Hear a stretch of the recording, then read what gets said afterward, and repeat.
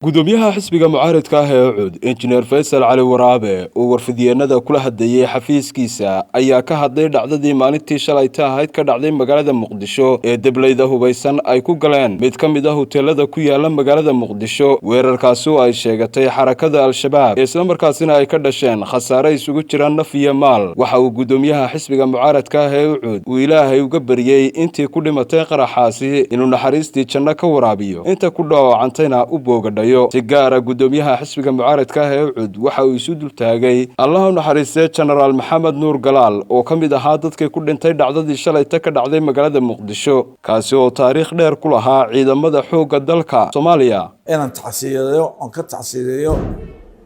dadka reer Soomaaliya especially dadka Muqdisho dilkii foosha xumaa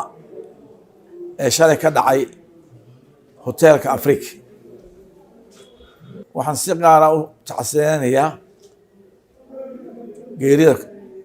ama dilka ku yimi General Galaal oo ahaa raggii geeshkii Soomaaliya ciidankii Soomaaliya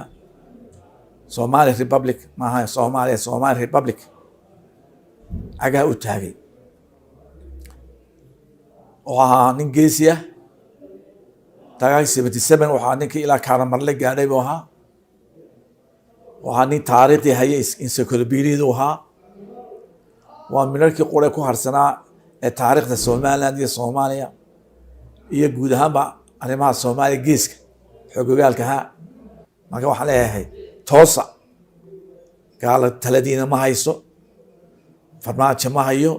taladiina gamciinay ku jirta taladiina gacanta ku qabsada wixii ka dhimana Soomaalida kala idila diyaar baan laakiin qadiyada ka dhigay qadiyad aleediin oo idugu hormuud ka tihiin ka dhiga markaas aan uga gacansiin doona laakiin Mareykan baa halkan hadlay Turkiga baa halkan jooga Gadar baa halkan joogta taladin meeday 1994 markii dagaalka sokeeye ka dhacay Soomaaliland ayaa nin German wuxuu nagu safiri haddaan maanta taladiina gaadho weydaan wax iman doonto maana adoonsaan heshiisaan laakiin taladiinu gacmaha ka baxdo oo gacmaha kala gasho maanta taladiinu gacmaha kala gasho Ethiopia gasho gacanta ku haysa